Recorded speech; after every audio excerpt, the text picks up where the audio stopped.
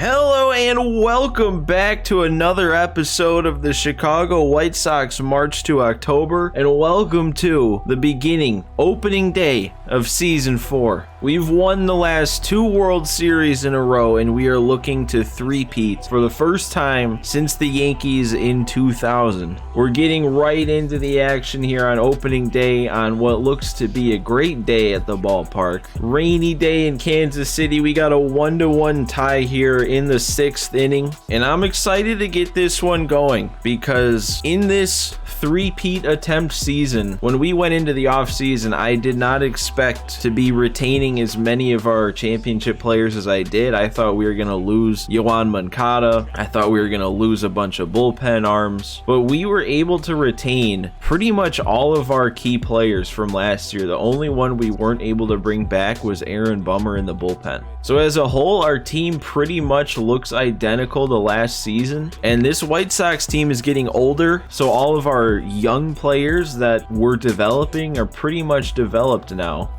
I don't know what happened in that at bat. That was pretty terrible. But we're going to get a season here of everyone pretty much playing at their peak. Oh, and that time it didn't let me check swing. I was trying to hold up. I'm not really seeing the ball too well here from Brady Singer. It's nice to see Gavin Sheets up at the plate because we were missing him for our entire postseason run. The game, for whatever reason, even though he was a staple of our lineup, decided not to have him in the playoffs. He was actually the reigning World Series MVP, and the game decided not to have him in the playoffs. Oh, that one? We didn't get enough of that. For a second, I thought I made a good swing, but I'm under that. 1, 2, 3 in this first inning for us of this new season. Not really how you want to start. Shohei Ohtani has the mound for opening day. He's not in the lineup. He won't be in the lineup just because this game, it doesn't work that way, at least that I've been able to figure out in March to October. But we don't have our set lineups yet. We still, for the first game, we have the auto-generated opening day lineups, but I messed around with it already. We'll take a look at that after this game finishes. But one thing I do want to talk about while we're pitching here is we did get the cover athlete reveal for MLB 23, and along with that came the release date of March 28th, which, if the trend continues and for early access, for pre-ordering, they have an early access of 4 days earlier. That would mean essentially the game comes out the 24th. And we strike out another batter here. But that means that the release of MLB The Show 23 is about 50 days away, which probably does not give us enough time to play 2 more seasons. Did I really just give up the lead on a hanging cutter? Okay, that's not good. That's their brand new player too. That's their new offseason signing. The one thing he does well is he has like 96 power against righties. So yeah, I definitely should not have left that pitch there. But anyway, what I was trying to say was we probably don't have enough time with me posting this series every other day to fit in 2 full more seasons of the White Sox March to October. So I think as of right now, what my plan is to finish out this series is to play obviously this season of the March to October, finish up season 4. Obviously plan on winning the World Series again. We plan on getting this three-peat done. And then especially if we do win that World Series and we three-peat, I want to do some kind of simulation. I want to take this team into franchise mode and at least simulate until we don't win the World Series, and Shohei's kind of falling apart here with 2 outs in the 6th. So I think one way or another, this won't be the last season with this team, but it probably will be the last season with this team in March to October. This will be the last year of the White Sox March to October.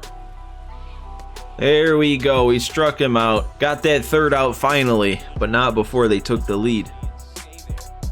Tim, is that gonna drop? No, it's not. He hit it too hard. Collins beating the shift. That is a perfect swing. Even with 21 speed, that's an easy double. And that's it for Singer. A 1-out double, and they're yanking him. Trevor Stephan coming in. Looks like he had a good year the year before. That is a small PCI for Vaughn. Vaughn, I turned on it. Oh, it just fouled. Oh, and I swung at ball 4 on a 3-2 count, but that's honestly way too good of a pitch to take. I just wish I could have actually fouled it off and not popped it up. Jonathan Scope coming up to the plate. And remember, like I said, these are not the not how the lineups are actually going to go, and I got under it again, so we're not going to score this inning. We only have 2 more innings to do it, actually. This is getting kind of late. We don't want to start 0-1. I think we'll give Shohei the start to this next inning. He's got a lot of energy left. Oh, and he's starting it out with a base hit. Yeah, I mean, Shohei was starting to struggle at the end of last inning. I wasn't sure if that would carry over. 1 more base runner, and he's probably done. Oh, okay. I missed that spot, but it actually ended up in a good spot anyway. Oh, and there's our ground ball. Sheets fields it cleanly. I actually thought that was an error animation, but we're all good. The double play turned to get us out of it. Oh, man, I swung 3-1. I mean, that's definitely a hittable pitch. I just didn't get the PCI where it needs to go, and now they're bringing in a lefty to face Moncada. That's actually really smart. Who is this guy, though? He's got the most generic name with the most generic windup and the most generic pitch mix. Oh, and I hit it right back to him, and he fields it. I don't have a good feeling about this game. I haven't been able to really do anything. And I thought I was on that, but it was a 2-seam and not a 4-seam. We have 1 inning left to do it, and I want to make sure we don't leave Shohei in too long and make it even tougher on us in the 9th. So I'm going to go to Johnny Lasagna here to keep the game where it's at. Oh, and there we go. 3-pitch strikeout to start. I think he swung at 2 balls and took a strike. Oh, I don't know how that ends up as a weak grounder to first.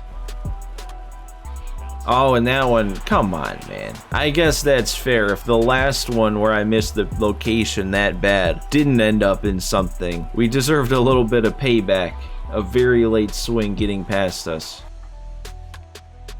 Tyler O'Neill right to Moncada. He's not going to cause us any more trouble. And this is it. We've got 3 more outs to go to prevent an 0-1 start to the season. They got Josh Stomont still out there as their closer, still locking it down. 2.01 ERA last year, 49 saves in 51 attempts. But we have Eloy fresh off of his new contract. There we go. We'll take our ball 4. That was the easiest take you could ask for. A winning run on first. And yeah, I guess this is the perfect time to go to Engel on the bench. Get the speed on there to score from the gap, and then if we do, then we have the defense. Oh, no way I missed that. Oh, I mean, yeah, sure. I am slightly under it, but I was all over it. Oh my god, did I really? Wait, that might drop? Oh, we're going to be out at second, though, so it doesn't matter. What a roller coaster of a play that was. I could have just not swung, ended up walking and having a runner on first and second, and then that dropped in, and then we're not able to get to second anyway. Last chance is Zach Collins. Definitely could be worse.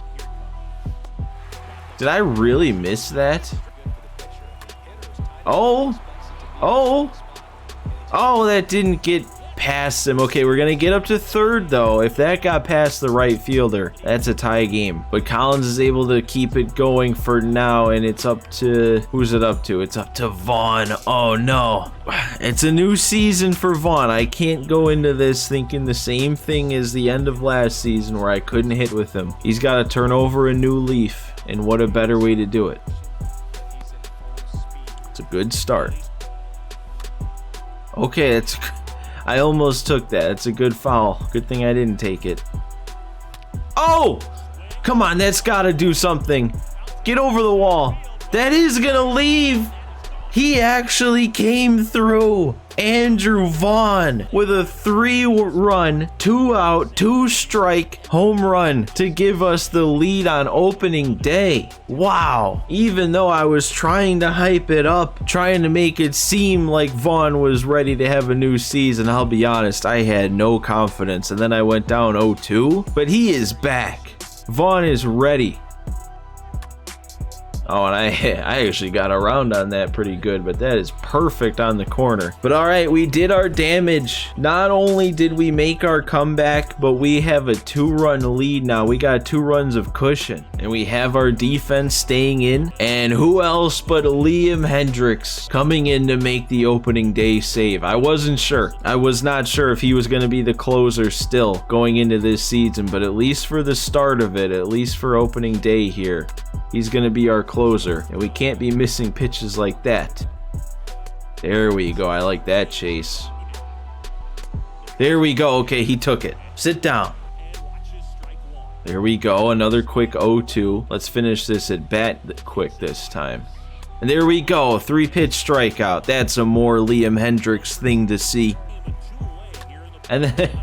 and that one with a perfect input missed over the middle. At least it's a lazy fly out to Luis Robert, and we really won that game. I was not supposed to win that one. 2 outs, 2 strikes, not only with a guy that I haven't hit with in a while, but in a game that I hadn't been hitting at all in. And we managed to avoid a losing record. Maybe we can go all season without having a losing record. And now that I think about it, I wonder if we've done that the last, I don't even know. Did we do that last season? Did we do it the year before? Now I'm curious. Have I ever had a losing record on this March to October? And if so, when? When was the last time I had a losing record? So there we go. We get some more momentum. We get all 3. They didn't lie to me. Momentum means something again. Every time you go through a postseason run, you kind of get dull to the momentum because it doesn't mean anything. And we're actually playing the second game. I might not play it in this episode because I feel like opening day took a while and we have a few things I want to talk about. But first of all, now that we're on this screen, we are projected at 96 wins, which I don't really see how. If you take last year where we finished with 115 wins and then compare that team to this team, they really think this team is 19 wins worse? I don't think so. But one thing I saw for myself that I was kind of shocked about, I mean, not shocked that we're the first ranked team in the league in terms of overall. But the Twins, who I thought had a pretty good offseason, they didn't make a single move until that last week, and then they signed a bunch of bats. They're ranked 28th. They have the 28th ranked team. They're only projected at 69 wins. And our division as a whole, still really bad. The Tigers are the only team projected to have a winning record, and it's barely. They are ranked 14th. The Royals have 29, and the Guardians are 21st.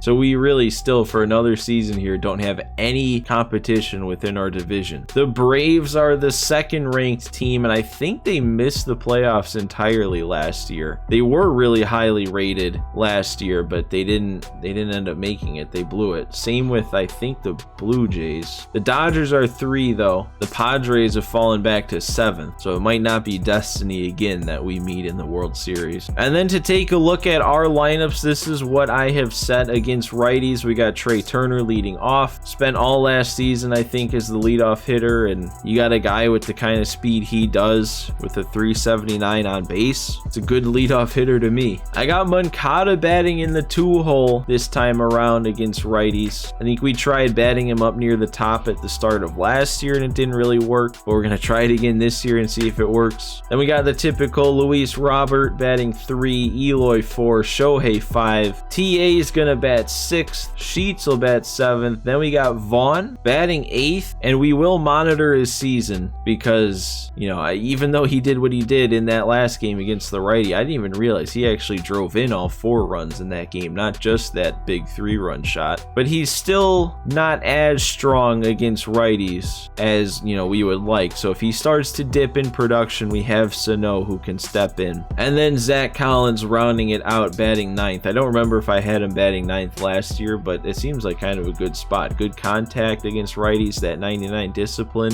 He should be an on-base machine to turn that lineup over. Then over to versus lefties. Trey Turner still leading off, but then we have TA batting 2nd, Robert still 3rd, Eloy still 4, Shohei still 5, but then Vaughn is going to be 6th. We have Sano in over Sheets against lefties. Sheets has improved a lot against lefties, but when you have have a bat like Sano, there's no reason to go lefty-lefty with Sheets. And then here's the curious one. Here's another one we'll have to monitor, because for right now, I have Yermin, starting catcher against lefties. Zach Collins, ever since he's been on our team in this March to October, he hasn't really struggled hitting lefty-lefty. His attributes aren't the best, but they're not hopeless against lefties. But Yermin's are just so much better. I mean, way more contact, a decent amount more speed. He doesn't quite have the discipline, but it's not like his discipline's terrible. His fielding's terrible, but it's not really like Zach Collins is a defensive wizard back there either. So at least for now, we're platooning our catchers. We've got Yermin starting against lefties. If he doesn't perform, like honestly, if he's not hitting over 300 against lefties, I'm gonna put Zach Collins in, just because we know how he plays regardless of who he faces. And then Moncada back in that 9 hole against lefties. We don't know. Also, I feel like I need to point out, we don't know who's gonna be the DH in games that Ohtani pitches, because that last game, that wasn't these lineups that I set. These now go into effect. I doubt the CPU would be smart enough, but hopefully it would. On days that Ohtani pitches, then Yermin would DH, Collins would catch, and then against a righty,